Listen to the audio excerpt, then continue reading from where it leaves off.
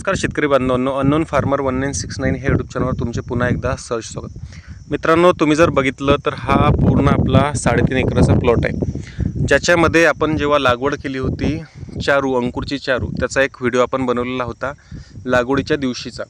आणि त्याच्या आधीसुद्धा आपण वेगवेगळे व्हिडिओ बनवलेले आहेत मागच्या वर्षीचे, जे की आपली लेट लागवड होती, परंतु यावर्षी आपण लवकर लागवड केली होती.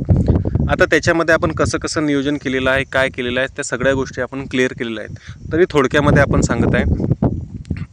जर बघितलं तर आपण 21 मेला याची लागवड केली होती. आता सगळ्या गोष्टी आपण प्रायोगिक तत्त्वावर केलेल्या होत्या, म्हणजे एवढ्या टेम्परेचरमध्ये हे बियाणं टिकेल की नाही, एकंदरीत उगेल की नाही, ह्या सगळ्या गोष्टी आपल्या प्रायोगिक तत्त्वावर होत्या. परंतु आपण एकरी बियाणं कमी लागवड करत असल्यामुळे, किंवा आपल्याला एकरी एकदम कमी बियाणं लागत असल्यामुळे आपल्याला ते बियाणं वायासुद्धा गेलं असलं तरी चाललं असतं. परंतु तो जर लवकर लागवड करून जर प्रयोग सक्सेस झाला तर त्या गोष्टी आपल्याला उत्पादनाच्या तुलनेत किंवा उत्पादनात त्याच्यामध्ये भरपूर फायदा होईल, अशा तऱ्हेने आपण तो प्रयोग केला होता. आता याच्यामध्ये आपण जेव्हा लागवड केली होती तेव्हा 10.5 बाय 1.25 फूट, आता हे जर बघितलं तुम्ही, जर या रोपातील आणि या रोपातील अंतर हे 1.25 फूट आहे, अशा पद्धतीने आपण 10.5 बाय 1.25 अशा लागवड केलेली आहे. आता कसं केलं होतं की आपलं जे कपाशीचं ड्रीप होतं 3.5 फुटाचं, तर त्याच्यातल्या 2 नळ्या तिकडे जर बघितल्या तर एका याच्यातील 2 नळ्या कॅन्सल करून, तुम्हाला मी झूम करून दाखवतो, 2 नळ्या कॅन्सल करून आपण तो 10.5चा फाट मेंटेन केला. दुसरी गोष्ट, आता जर बघितलं तर आजची 28 मे तारीख आहे. आता याच्यामध्ये जर बघितलं तर आपण प्रत्येक ठिकाणी 2-2 दाणे टाकले होते. आता कित्येक शेतकऱ्यांनी कमेंटच्या माध्यमातून म्हटलं की 2-2 दाणे नका टाकू, जास्त दाणे टाका, किंवा एवढ्या टेम्परेचरमध्ये हे रोप निघेल का. परंतु आजची जर बघितली कंडिशन तर आज 21 ते 28 साधारणतः 1 आठवडा झाला. हे जे रोप निघलं हे 4थ्या दिवशीच बाहेर आलं होतं आणि थोडं आता मोठं झालेलं आहे. तुम्ही बघू शकता की इथं 2 दाणे, 2 दाणे, 2 दाणे, कुठं 1 दाणा, आता कुठं खाल्लेला आहे. इथं तुम्ही बघू शकता की खाल्लेला आहे, म्हणजे वाणी वगैरे याचा त्रास आहे. तर अगोदर आपण त्याच्यामध्ये जेव्हा लागवड केली त्याच्यानंतर आपण थिमीट वगैरे टाकलं नाही. जर तुम्हाला लागवड करायची आहे तर हा एक प्रयोग करा की त्याच्यामध्ये थोडे पैसे जातील, पण एक ओळीच्या ओळी तुम्ही थिमीट टाका. एकरी 1 किलो साधारणतः 100 रुपयाला मिळतं आणि एकरी 1 किलो ते लागते. थोडं टाका. त्याच्यामुळे काय होईल की जे वाणी वगैरे आतून खाते तर त्याचा जो फायदा तुम्हाला होईल, आता त्याचा आपल्याला तोटा झालेला आहे. बाकी आपल्या पिकाला टेम्परेचरचा किंवा इतर गोष्टीचा कुठलाच फटका नाही आहे. आता जर बघितलं तर तुम्हाला मी पूर्ण ही ओळ दाखवतो. 2 दाणे, 2 दाणे, 2 दाणे, 2 दाणे, 2 दाणे, 1 दाणा, 1 दाणा, 2 दाणे, 1 दाणा, 2 दाणे, 2 दाणे, 1 दाणा, 2 दाणे, 2 दाणे, 2 दाणे, 2 दाणे. आता असं जर बघितलं तर कुठं इथं तुम्ही बघू शकता की वाणी वगैरे याला अजूनही कतरत आहे. तर आपण जे प्रमाण आहे आपलं कुडतरण्याचं किंवा कतरण्याचं, तर ते कमी असल्यामुळे आपण याच्यामध्ये ते वापरलं नव्हतं. परंतु तुमच्या पिकामध्ये आत्ता ते वापरणं गरजेचं आहे. जी चूक केली ती टाळा. इथं बघा 2 दाणे, 1 दाणे, 2 दाणे, 1 दाणे. आता इथं बघा, इथं जो दुसरा दाणा आहे तो निघला नाही, 1च दाणा निघला. आता आपल्याला सांगितलं जाते फाउंडेशनची तूर आहे, म्हणजे पॅकेटची. आता ही अंकुरची चारू आहे, तर आपण पूर्ण 3.5 एकरामध्ये अंकुरची चारू वापरलेली आहे, ज्याचे सेपरेट आपण मागच्या वर्षी सगळे व्हिडिओ टाकलेले आहे की कशा पद्धतीने त्याचं एकंदरीत उत्पादन आहे, म्हणून आपण तेच वाण वापरलेलं आहे. आता याच्यामध्ये असं आहे की नाही म्हटलं तरी उगवण क्षमता ही 90%च्या वरती आहे. जर हे पूर्ण जर ओळ बघितली तुम्ही तर याच्यामध्ये तुम्ही बघू शकता की चांगल्या पद्धतीने उगवलेलं आहे.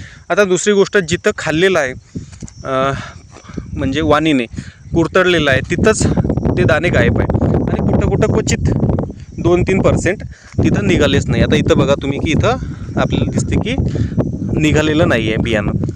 तर असं कुठेतरी एखाद्या ठिकाणी झालेलं आहे, म्हणजे याची 90% उगवण क्षमता आहे असं तुम्ही मान्य करू शकता.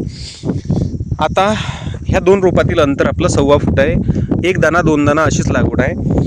आता आपण 3-3 दाणे, 4 दाणे जर टाकले असते तर काय झालं असतं की त्याच्या ब्रांचिंग जास्त होत नाही आणि खोड छोटं राहतं. मागच्या वर्षी आपली जी लागवड होती ती 12 जून 2025ला होती. यावर्षीची लागवड आहे 21 मे 2026ला.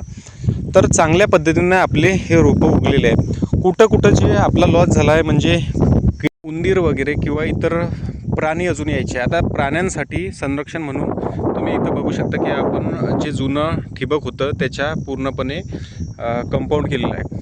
आता तुमचा हरणाचा त्रास असेल किंवा डुकरांचा त्रास असेल, डुकरांपेक्षा हरणा किंवा रोहीट किंवा नीलगाय ह्या गोष्टीत जास्त तूर या पिकामध्ये मॅटर करतात. त्या अनुषंगानं तुम्हाला झटका मशीन ॲवेलेबल असेल किंवा काही असेल तर तुम्ही ते आजूबाजूला लावू शकता. त्या गोष्टी तुम्हाला या पिकामध्ये राखायच्या आहे. दुसरं जर म्हटलं तर उगवण शक्ती याची चांगली आहे आणि बाकी कुठल्याच पद्धतीने याच्यावरती अजून रोग नाही आहे. आता याला 8च दिवस झालेले आहे. पुढं जसं हे पीक वाढेल, कुठला रोग आला तर आपण याची फवारणी घेऊ. विविध व्हिडिओ आपण बनवलेले आहे. मागच्या वर्षी आपण तूर पिकाचे सगळे व्हिडिओ बनवलेले आहे. जे पारंपरिकमध्ये आपल्याला 4 क्विंटल उत्पन्न व्हायचं ते या 3.5 एकरामध्ये 10.5 बाय 1.25 फुटाच्या अंतराने 1-1, 2-2 दाणा लागवड करून आपल्याला 7.5चा ॲव्हरेज लागला होता. आता तोच जो 7.5चा ॲव्हरेज लागला होता त्याच्यामध्ये आपली जी लागवड आहे ही लेट लागवड होती.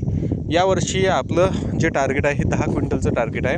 आपण मागच्या वर्षीपेक्षा यावर्षी साधारणतः एक 12 आणि 9 म्हणजे टोटल 20 दिवस लवकर लागवड केलेली आहे. इथं कुठं जर बघितलं तर इथं म्हणजे खाल्लेलं आहे, कुठं निघलेलं नाही आहे. तर ते जे प्रमाण आहे हे 10% आपल्या पिकामध्ये ते प्रमाण आहे. त्यामुळे हा जो प्रयोग केलेला आहे सध्या परिस्थितीमध्ये तरी हा सक्सेस आहे. एक 7 दिवसाचं हे आपलं पीक झालेलं आहे.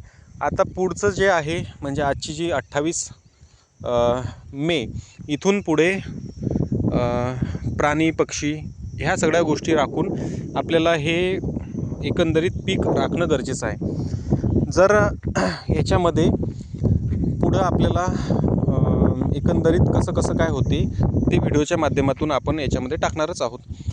तर मित्रांनो, मागचे सगळे तुम्ही व्हिडिओ बघून घ्या, कशा पद्धतीने नियोजन आहे, तुमचं एकंदरीत याच्यामध्ये मत काय आहे ते सुद्धा कमेंटच्या माध्यमातून सांगा.